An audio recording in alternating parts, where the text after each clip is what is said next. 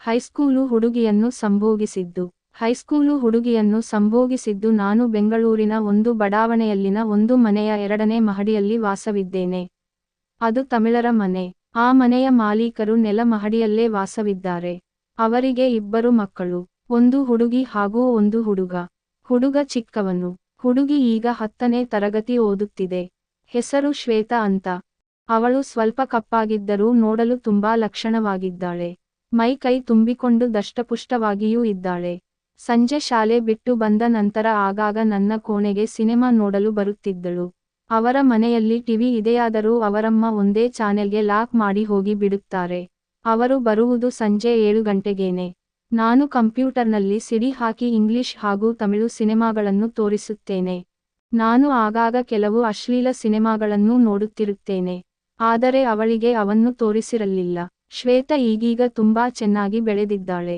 1 ವರ್ಷದ ಹಿಂದೆ ನಾನು ಮೊದಲ ಬಾರಿ ನೋಡಿದಾಗ ಅವಳೆದೆ ಆಗಷ್ಟೇ ಬೆಳೆಯುತ್ತಿತ್ತು. ಆದರೀಗ ಅದು ಒಂದು ಹಂತಕ್ಕೆ ಬೆಳೆದು ಹುಡುಗರನ್ನು ಆಕರ್ಷಿಸುತ್ತಿದೆ.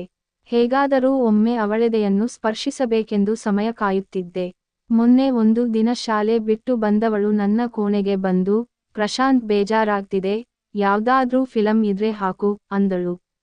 ಯಾವುದೂ ಇಲ್ಲ, ಎಲ್ಲ ನೀನು ನೋಡಿದ ಫಿಲಂಗಳೇ ಅಂದೆ. ಅವತ್ತು ನಾನೊಂದು ಅಶ್ಲೀಲ ಸಿಡಿ ತಂದು ಟೇಬಲ್ ಮೇಲೆ ಇರಿಸಿದ್ದೆ. ಇವಳು ಬರುವುದನ್ನು ಮರೆತು ಅದನ್ನು ಎತ್ತಿ ಇಟ್ಟಿರಲೇ ಇಲ್ಲ. ಅದು ಇವಳ ಕಣ್ಣಿಗೆ ಬಿದ್ದು ಬಿಟ್ಟಿತು.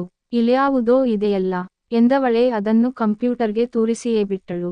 ನಾನು ಗಾಬರಿಯಿಂದ ಅದು ಬೇರೆ ಫಿಲಂ, ನೀನು ನೋಡಬಾರದು ಎಂದೆ.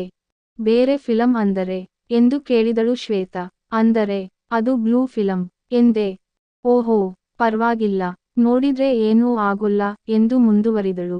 ಅಷ್ಟರಲ್ಲಿ ಸಿಡಿ ಕೂಡ ಪ್ಲೇ ಆಗಿಯೇ ಹೋಯಿತು. ಅವಳು ಕಂಪ್ಯೂಟರ್ ಎದುರಿನ ಕುರ್ಚಿಯಲ್ಲಿ ಕುಳಿತು ಅದನ್ನು ಆಸೆಯಿಂದ ನೋಡತೊಡಗಿದಳು. ನಾನು ಅವಳ ಹಿಂದೆ ನಿಂತಿದ್ದೆ. ಪರದೆ ಮೇಲಿನ ದೃಶ್ಯಗಳು ನನ್ನನ್ನು ಕೆಣಕತೊಡಗಿದವು. ನಾನು ಲುಂಗಿ ಉಟ್ಟುಕೊಂಡಿದ್ದೆ. ನಿಧಾನಕ್ಕೆ ಹೋಗಿ ಬಾಗಿಲು ಭದ್ರಪಡಿಸಿ ಬಂದೆ. ಅದನ್ನವಳು ಗಮನಿಸಿದರೂ ಏನೂ ಹೇಳದೆ ಸುಮ್ಮನೆ ಫಿಲಂ ವೀಕ್ಷಿಸುವುದರಲ್ಲಿ ತಲ್ಲೀನಳಾಗಿದ್ದಳು. ನಾನು ಹಿಂದೆ ಇದ್ದ ಇನ್ನೊಂದು ಕುರ್ಚಿಯಲ್ಲಿ ಕುಳಿತು ನೋಡತೊಡಗಿದೆ. ಶ್ವೇತಾ ಲಂಗ ರವಿಕೆ ತೊಟ್ಟಿದ್ದಳು. ನನ್ನ ಶಿಶ್ನ ಅದಾಗಲೇ ನಿಮಿರಿಕೊಂಡಿತ್ತು. 1 ಗೋಲಿ ಸಮ ಸಂಕಲನ 7 ಸೆಮಿ, 1 ಟ್ಯಾಬ್ಲೆಟ್ ಸಮ ಸಂಕಲನ 7 ಸೆಂಟಿಮೀಟರ್. ಎಂದಿಗೂ ಯಾರಿಗೂ ಮಾಡಿರದಿದ್ದ ನಾನು ಇಂದು ಇವಳಿಗೆ ಮಾಡಿಬಿಡಲೇ ಎಂದು ಯೋಚಿಸಿದೆ. ಆದರೆ ಒಮ್ಮೆ ಬೇಡ ಅನ್ನಿಸಿದರೆ ಮತ್ತೊಮ್ಮೆ ಬೇಕು ಅನ್ನಿಸತೊಡಗಿತು. ಅವಳು ಅದನ್ನು ನೋಡುವುದರಲ್ಲೇ ಮಗ್ನಳಾಗಿದ್ದಳು. ನಾನು ನನ್ನ ಕಾಚವನ್ನು ಸದ್ದಾಗದಂತೆ ತೆಗೆದು ಹಾಕಿದೆ. ಈಗ ಲುಂಗಿ ಮಾತ್ರ ಉಳಿಯಿತು. ಹೋಗಿ ಅವಳ ಹಿಂದೆ ಅವಳ ಬೆನ್ನಿಗೆ ಒರಗಿ ನಿಂತುಕೊಂಡೆ. ಅವಳು ಏನೂ ಮಾತಾಡಲಿಲ್ಲ. ನಿಧಾನಕ್ಕೆ ಆಕೆಯ ಮೊಗವನ್ನು ನನ್ನ ಕೈಗಳಿಂದ ಬಳಸಿದೆ. ಸುಮ್ಮನೇ ಇದ್ದಳು. ಎದುರಿನ ಸಿನೆಮಾದಲ್ಲೂ ಒಂದು ಜೋಡಿ ಸಲ್ಲಾಪದಲ್ಲಿ ತೊಡಗಿತ್ತು. ಅವಳ ತುಟಿಯನ್ನು ನೇವರಿಸತೊಡಗಿದೆ. ಆಕೆ ಮೆಲ್ಲಗೆ ಕಂಪಿಸತೊಡಗಿದಳು. ಹುಡುಗಿ ತಯಾರಾಗ್ತಿದೆ ಅಂತ ಗೊತ್ತಾಯಿತು. ಇನ್ನೂ ಮುಂದುವರಿಯಲು ಯಾವ ಅಭ್ಯಂತರವೂ ಇರಲಿಲ್ಲ. ಸಿನೆಮಾದಲ್ಲಿ ಇಬ್ಬರೂ ಬೆತ್ತಲ್ಲಾಗಿ ಹೋಗಿದ್ದರು. ಹುಡುಗಿಯ ಸ್ತನಗಳು ಪುಟಿಯುತ್ತಿದ್ದವು. ನನಗೆ ತಡೆದುಕೊಳ್ಳಲಾಗಲಿಲ್ಲ.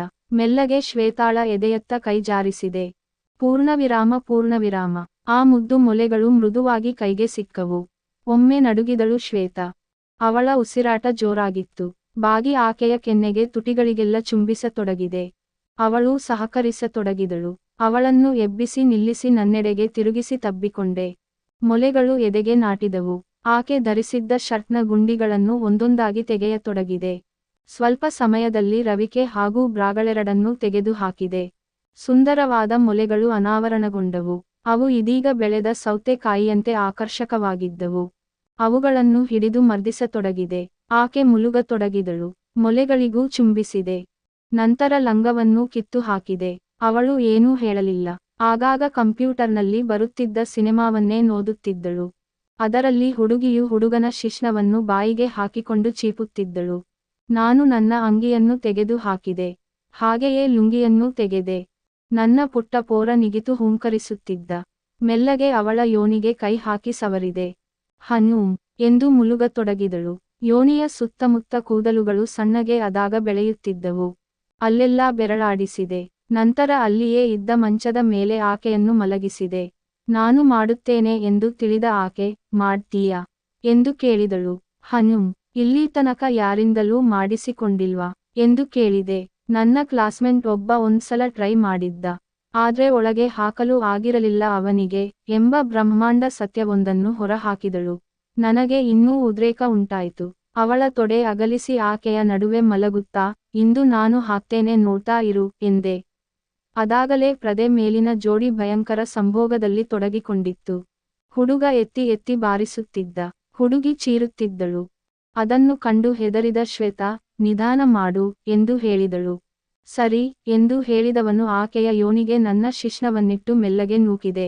ಅವಳಿನ್ನೂ ಕುಮಾರಿಯಾದ್ದರಿಂದ ಕನ್ಯಾಪೊರೆ ಹರಿದಿರಲೇ ಇಲ್ಲ. ಅವಳಿಗೆ ನೋವಾಗತೊಡಗಿತ್ತು ಅನ್ನಿಸುತ್ತೆ.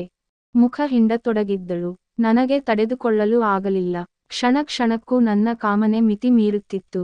4-5 ಬಾರಿ ಹಾಗೆಯೇ ನೂಕಿದಾಗ ಯೋನಿಪೊರೆ ಹರಿದು ನನ್ನದು ಒಳಗೆ ಸೇರಿಕೊಂಡಿತು. ನಂತರ ಮೆಲ್ಲಗೆ ಶಿಶ್ನವನ್ನು ಒಳಗೂ ಹೊರಗೂ ತೆಗೆದು ಹಾಕತೊಡಗಿದೆ. ಶ್ವೇತ ಮುಲುಗುತ್ತಿದ್ದರೆ ನನ್ನ ಹೊಡೆತಗಳು ಬಿರುಸುಗೊಳ್ಳತೊಡಗಿದವು. ಅವಳ ಮೊಲೆಗಳ ಮೇಲೆ ನನ್ನ ಎದೆ ಉಜ್ಜುತ್ತಿತ್ತು. ಅವಳ ತುಟಿಗಳನ್ನು ಚೀಪುತ್ತಾ ಮಾದುತ್ತಿದ್ದೆ.